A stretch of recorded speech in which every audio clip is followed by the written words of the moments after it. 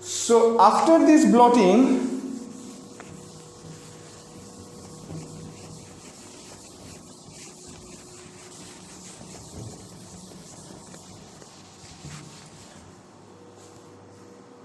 we are going to next discuss RFLP.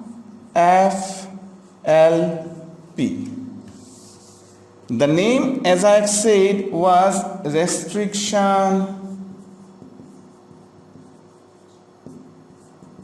fragment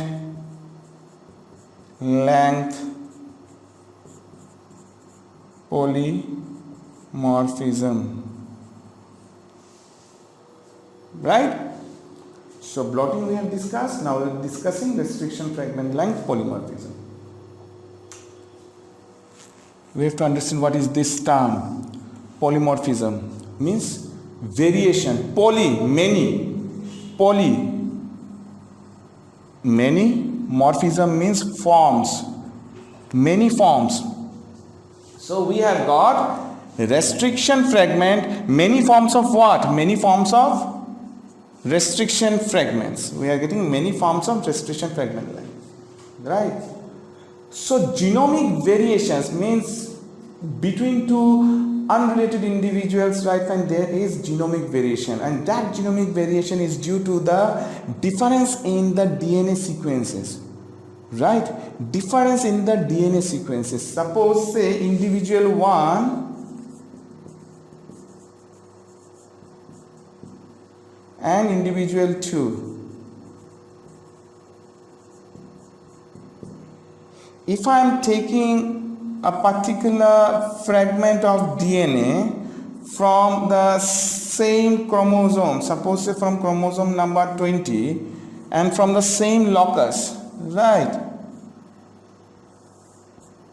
The base sequences, suppose A, T, G, A, C, C, T, A, G, G, this one will not be the same.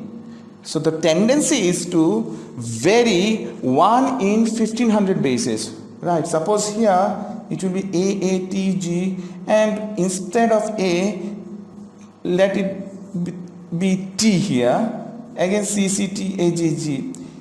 1 in 1500 base the variation will be there. So no two individual will have exactly same DNA sequences. Where this variation occurs?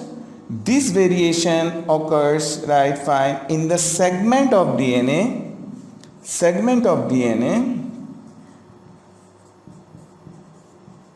which is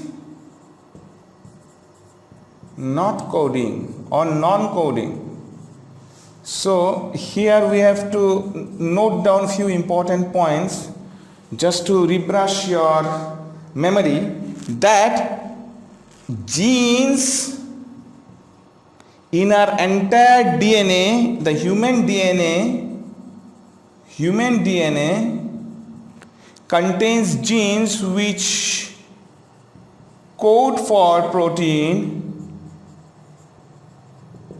is 1.5% only, right? The genes which do not code is around 28.5%. That means genes which code means these are mainly the exons, and genes which do not code, these are mainly the introns. It's 28.5%. So total, right, fine, you have got 30%. What about the rest 70%? More than half of the DNA in human beings, more than half of the DNA in human beings are mainly non-gene. Right, they are not genes. So we have seen genes can be divided into coding and non-coding, that is exons and introns, and non-gene segments. These non-gene segments are nothing but they don't code, and they are repetitive sequences.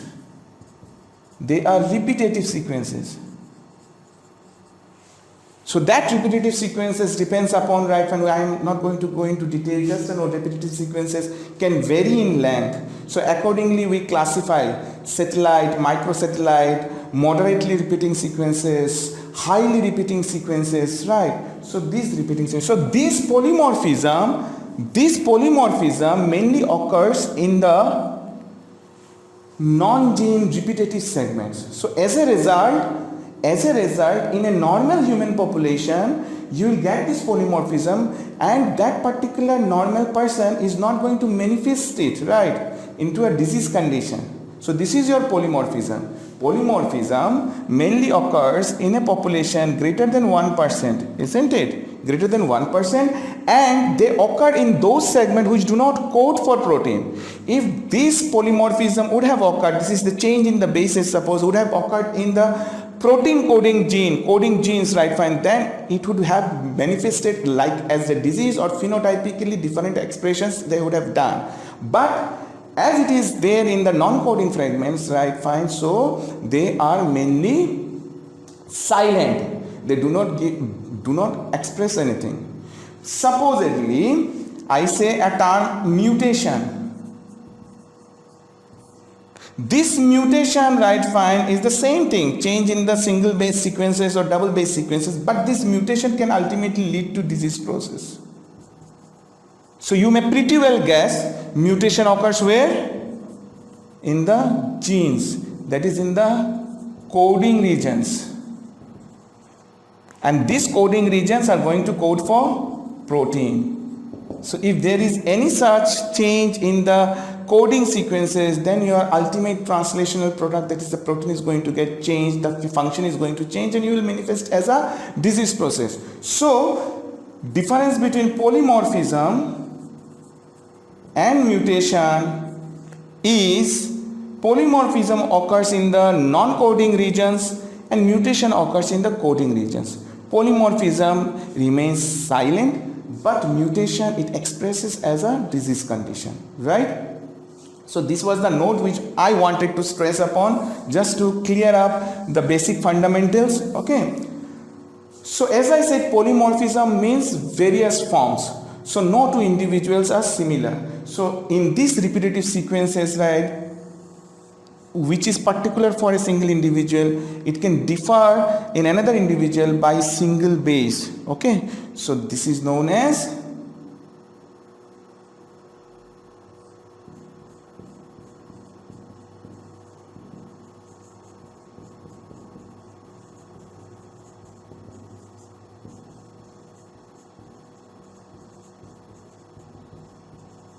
single nucleotide polymorphism, SNPs. So restriction fragment length polymorphism can be of polymorphism. In restriction length fragment length polymorphism, the polymorphism can be in the single nucleotide polymorphism, or as I said, the repetitive sequence. Suppose this particular individual 1 has got in its chromosome 20 GC repeats, GC repeats. This is individual 1. In individual 2, the number of repeats won't be same. It will be, say, 4 repeats. So this gives you the identity, and this is the basis for DNA fingerprinting, right? So you see the variation, the polymorphism can be due to single nucleotide change, single nucleotide polymorphism, or it can be VNTR. That means this particular segment and this particular segment varies in their length depending upon the number of GC rich repeats, right? So if it is having more repeats, the length will be more. If it is having less repeats, the length will be less. Now we have seen that difference between two individual, right, and the polymorphism thereby occurring can be attributed to two particular things in general. That is, one is SNPs due to single nucleotide polymorphism, and one can be variable nucleotide repeats, right? The GC repeats, as I said, this also is occurring in the non-gene segments where it contains repetitive sequences, right? But you see, the term is restriction fragment length. So now we have to relate this polymorphism with the restriction fragment. So let us see how we can relate this polymorphism to this restriction fragment. So we know restriction endonuclease enzyme has got specific sequences which has got rotational symmetry, right? This is the rotational symmetry, okay? So this rotational symmetry, you see CCA, this has twofold rotational symmetries there. So these are the areas which are identified by the restriction endonuclease. Specific, the segments are specific, sequences are specific for a particular restriction endonuclease, okay? So this restriction fragment, suppose say this particular area, segment of DNA carried this particular sequence, right? Fine. This was the site for restriction endonuclease enzyme 1, right? But see, let me just ACCTAG. This was the site. Now the moment, right? Fine. This particular segment. So here you see G, A is changed to T. Right, CCTAG. So the same sequence is not there. So this restriction endonuclease enzyme will not be able to detect this particular fragment of DNA. So if it is not able to detect this fragment, so it is not able to cut it. Right? It will be able to cut this but not this. So a single nucleotide change in a segment of DNA can either eliminate the restriction site, or otherwise we can say, right, when it can give you a new restriction site so that this restriction enzyme 1 can cut it, right? So that is the reason the polymorphism can result in variation in the cuts of the restriction enzyme, right? And you can get various length of DNA, segment of DNA. So we term it as restriction enzyme, restriction fragment length polymorphism. Got my point? RFLP, okay? Similarly, in the VNTR, as I have said you,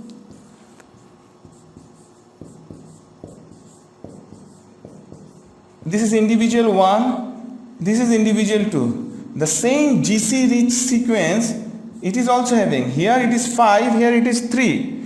When I employ this restriction fragment, right, these are the flanking regions. The flanking regions are common. Here also the same flanking, the nucleotide sequences in flanking regions. This is the flanking region. So this is also the flanking region. So these are common, right? So I employ such a restriction enzyme which cuts this flanking region, right, and takes out this piece of GC repeats from individual 1. The same restriction enzyme if I use, it is going to cut here, this flanking region, and this particular flanking region. But see here, due to the number of repeats which is more here and here it is less, the length of the fragments gets changed, right? So there is a polymorphism in the length of the fragments, and that is the identification. That is generally the identification. This particular length is for this individual 1 and this is for individual 2. So this is just like a marker, a fingerprinting sort of thing. So this is totally specific for individual 1 and this is for individual 2. So two things, let us sum it up. Restriction fragment length polymorphism. Two things are there.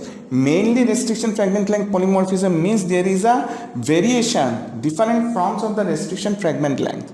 How this restriction fragment length will vary? It can vary by two gross processes. One is there can be a single nucleotide difference, okay, and secondly there can be variable nucleotide repeats, right? Individual 1 will have 5 repeats, individual 2 will have 3 repeats. This variation results in either creation of a new restriction site or elimination of a restriction site, thereby varying the length of the DNA which is cut. And here, just due to the number of repeats which is more or less, right, fine, it will have different lengths of restriction fragments, right? So this will ultimately result in the polymorphism, restriction fragment length polymorphism. Now, rest part, right, fine, we will discuss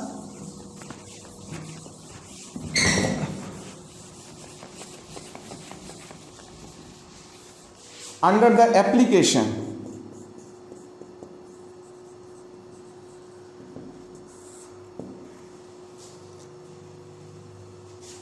Here, first application is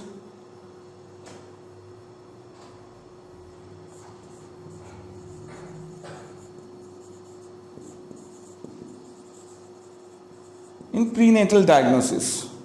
So various individuals, parents, they suffer from few genetic diseases or they carry the genes of that particular disease condition, right? They inherit it, right? And when they conceive, they want to know whether their offspring also carries the same gene or not, whether they will suffer from that particular disease condition which runs in their family or not. So for that we do prenatal diagnosis. Prenatal diagnosis means, right, when the fetus is inside the mother's womb. From there, right, when either we can do 3 things. One is, right, when you do fetoscopy or ultrasonography to just fetal ultrasonography to see the variation in the structure, but that variation has to be gross variation to be detected by the ultrasonography. Or we can do biochemical analysis of the amniotic fluid, right? We suppose increase in the alpha fetoprotein means the fetus is having neural tube defect, right? Here RFLP can also be employed as a tool for prenatal diagnosis. How? We'll just get to know it, right, and with the example of sickle cell anemia. Just understand it, sickle cell anemia occurs due to change of, yes, you can say,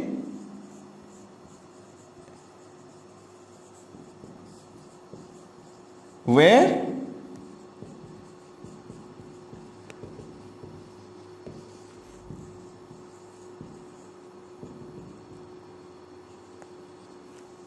sixth position, beta globin gene, glutamate is changed to valine, right? So the change occurs just due to the change in the codon sequences. Here mainly what happens is that the A gets changed to T. Okay, the A gets changed to T.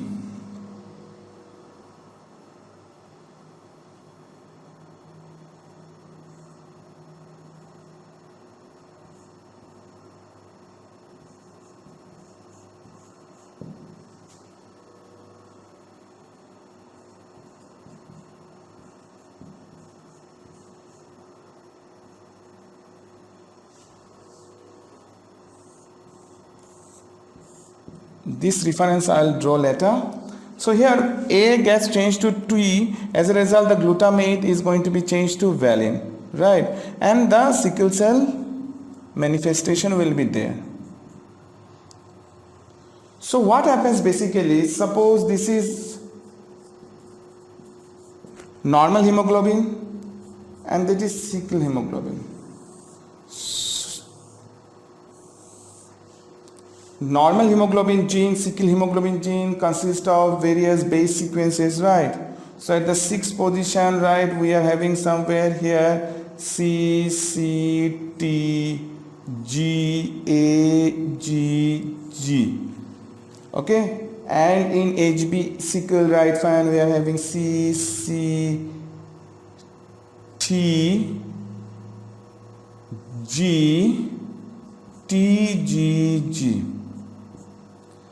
So this particular GAG is getting changed to GTG. So glutamine is getting changed to glutavalin, right? So this change is there, But apart from this change, another change is occurring. What is that change? Why I have written that particular box? This is the restriction site for the restriction endonuclease enzyme MST3. That is microcoleus strain. It recognizes this particular area. Rotational two-fold symmetry is there, right? You can see, and it cleaves it here and it cleaves it here and gives you the sticky end. Fine. So suppose, say, let us discuss this HbA, normal hemoglobin, this CCT, this N, why I have mentioned, because this variable number nucleotide, it can be anything. Here I have said it is to be G, right? So what happens is, here A, G, the complementary strand will be, and here it will be T, C, C. So it will cleave here and it will cleave here for hemoglobin A.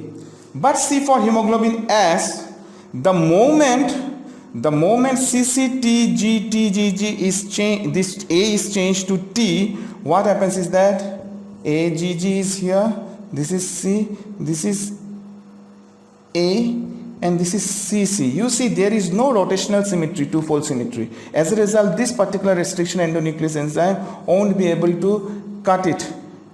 Here and here it won't be able to cut it because it is not able to recognize. That what I mentioned right in the single nucleotide polymorphism, just due to change in the particular single nucleotide, it can either create a restriction site or it can eliminate a restriction site. Here what it is doing is that it has eliminated the restriction site.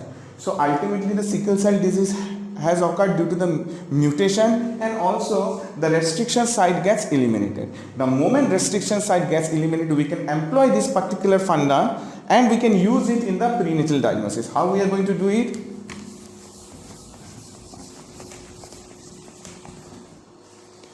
Suppose this is a normal hemoglobin gene, hemoglobin A, right? And I am employing MST3 and able to cut in these two places. So one fragment what I am getting after cutting is 1.15 kilobase pair long, another I am getting 0.2 kilobase pair longs, and the total length is 1.35 kilobase pairs. The moment the change occurs, this particular restriction site is gone. So this particular cutting doesn't occur. So in HbS, what happens is that you will have this cutting is not there, so the restriction endonuclease enzyme MS2/3 is going to cut in this particular place, and it is going to give me a length of fragment 1.35 kilobase pairs. Here I am getting two length DNA. One is 1.15 and another is smaller one 0.2 kb, and here I am getting 1.35 kb. Right? Now you see, if I do the pedigree analysis,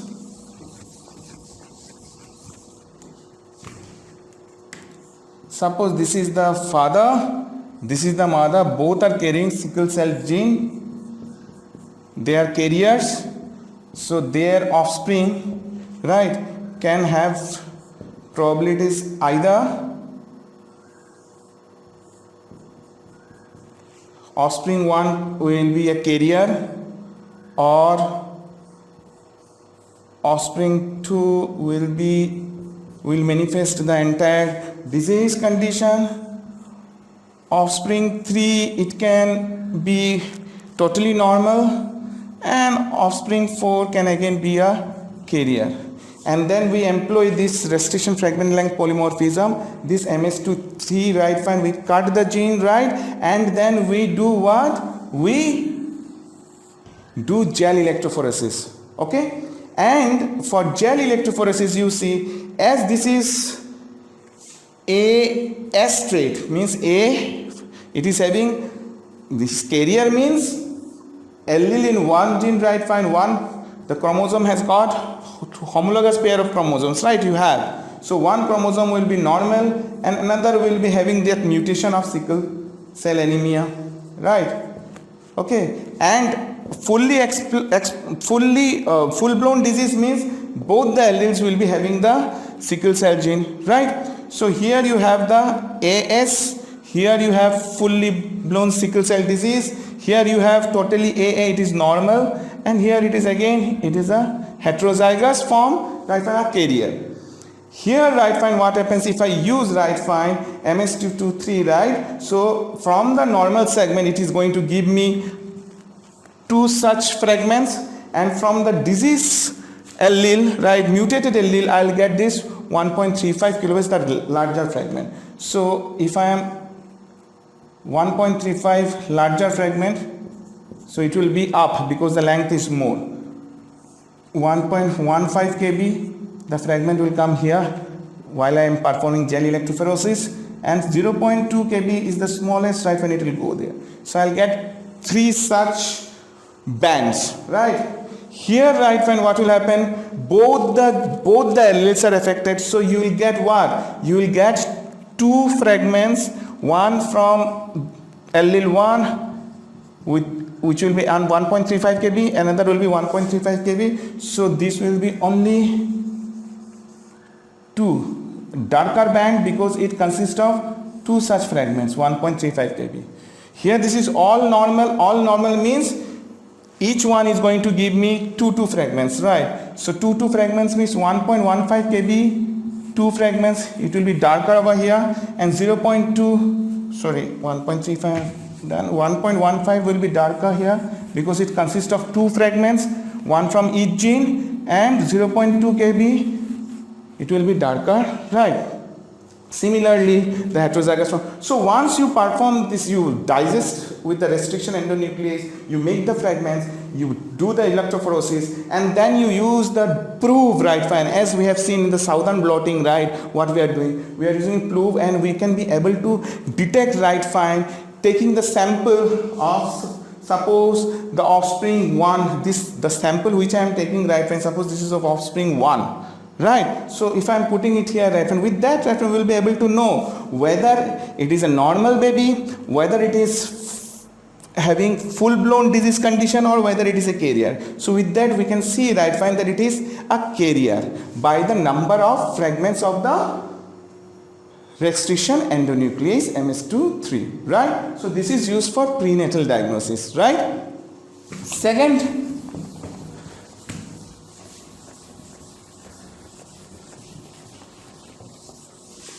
is, right, fine, we are using it for DNA fingerprinting.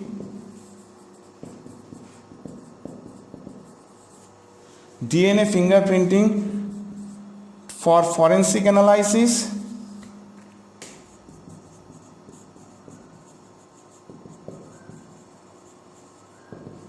and for paternity dispute. Very quickly, right, I want to say you is that just look at this diagram, and with that we will be able to analyze both this particular situation. Suppose this is individual 1,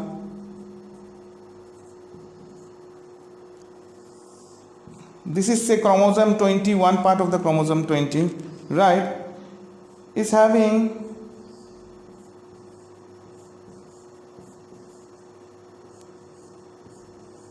variable repeats, right, GC repeats.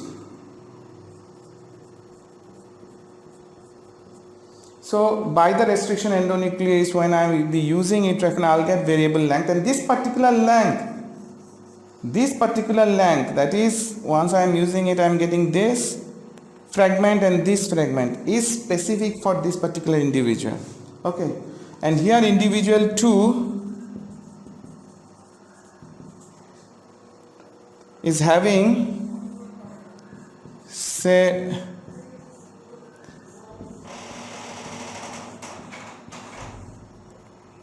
seven such repeats, and here you have, in this you are having 4 such repeats GC, and with the restriction enzyme you will be able to get 2 fragments of this length. This is specific for individual 2. Now suppose in the crime scene, right, I am discussing about suppose a case of murder. Now, from the victim body, right, and you are going to get the DNA sample of the victim. Suppose this is victim DNA sample. This is the electrophoresis chamber, right? We'll be putting it here from the victim. This is, say, suspect 1. Suppose say individual 1. He is suspect number 1. This is suspect 2, individual 2. Okay. And this was victim's DNA and DNA from the crime scene.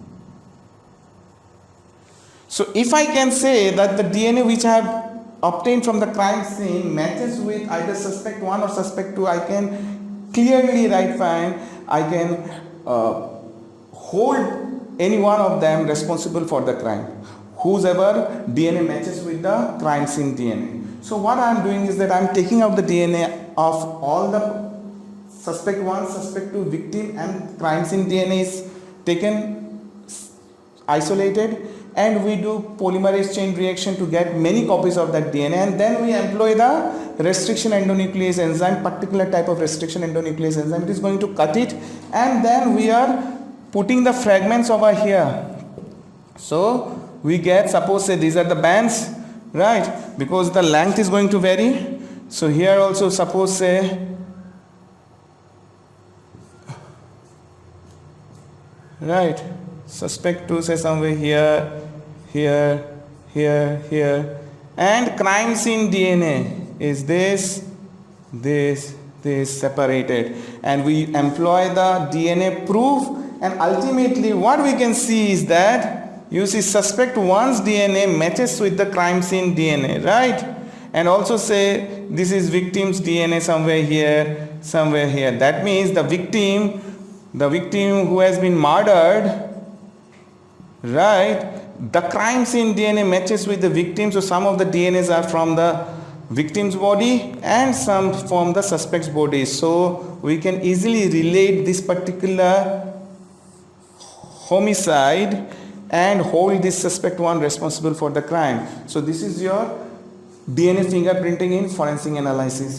Similarly, in paternity dispute, right, fine, you see this particular 2 segments of the homologous chromosome, one you have from your father and one you have from mother. Right, here also for individual 2, one is from father and one is from mother. So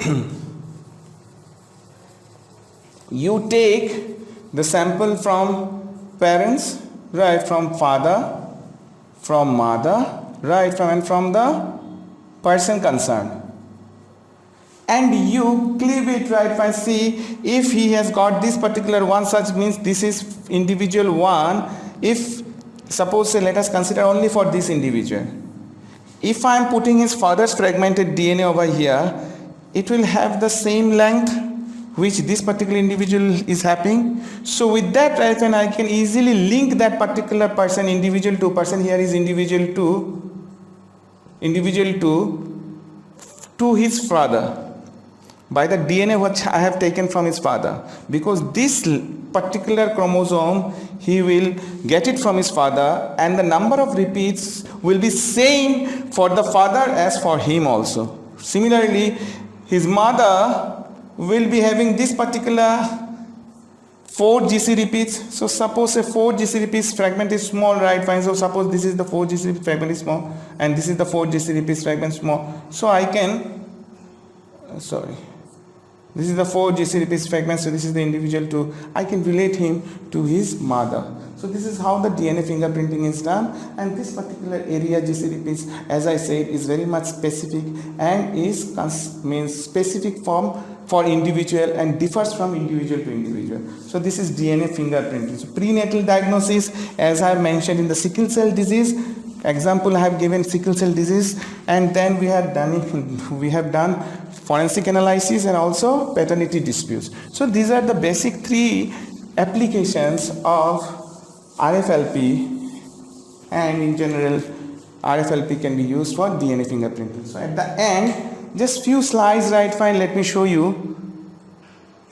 So see, this is what I was saying about blotting. So this is southern blotting, this is northern, this is western. Southern is for DNA, northern is for RNA, western is for protein. You see we are separating the pieces of DNA which has been digested by the restriction fragment length in endonuclease, the enzyme, and then we are transferring it into paper. Paper means nitrocellulose paper or nylon paper. And at the end we are employing this radio labeled or enzyme tagged complementary DNA which is used as a proof, and that proof gives me the DNA of concern, the DNA of interest that we want, right? Fine, we are able to find it out.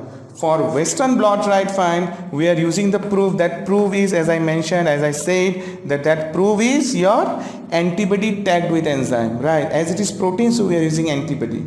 In RNA, northern blotting, right? Fine, we don't need the process of denaturation and separation of two strands. So these are the differences, right? Here, for restriction fragment length polymorphism, as I said, see, this variation, polymorphism variation can occur due to two such reasons. One is either there is small nucleotide polymorphism, single nucleotide polymorphism, that is only the single nucleotide is changed. So as a result, the restriction sites are either changed in the form of either introduction or elimination. And here you see GC, this is VNTR, variable number of tandem repeats. These are tandem repeats, VNTR, variable number tandem repeats. So it is individual to individual, it varies, right? So this can give you the polymorphism of the restriction fragment length. Now here, right, and as I have mentioned, you can easily, the diagram itself speaks, right? As I say, individual 1 has got this allele B. Two locations are there where this is the GC rich repeats and this is AGCT repeats. Here the repeats are more, 1, 2, 3, 4, 5, 6. Here the repeats. This one is, suppose say he has inherited from this chromosome. These are homologous pair of chromosome. This from father, this from mother. Similarly, this is for individual 2, this from father, this from mother. And if I use restriction endonuclease enzyme, then the cut sites will be this. The flanking region will be cut. As a result, the fragment length will differ. Right from here, right, if I cut it, I am going to get fragments 1, 2, 3, 4, and the individual 2 I am going to get fragments, 4 fragments like that. And if I am passing it through gel electrophoresis, I will get this sort of bending pattern, right? And with that complementary DNA proof, I will be able to find out, right?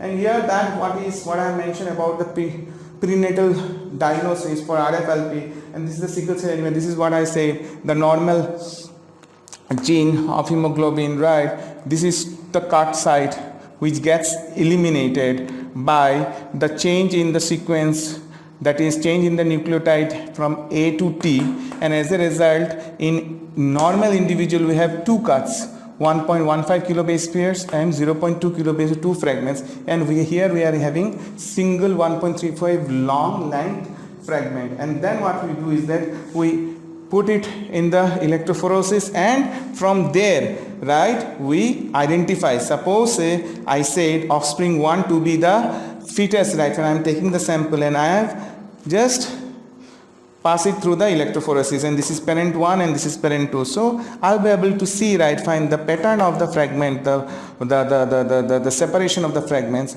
and with that, right, I can relate it with the parent, and I can just say that the particular fetus is having sickle cell trait.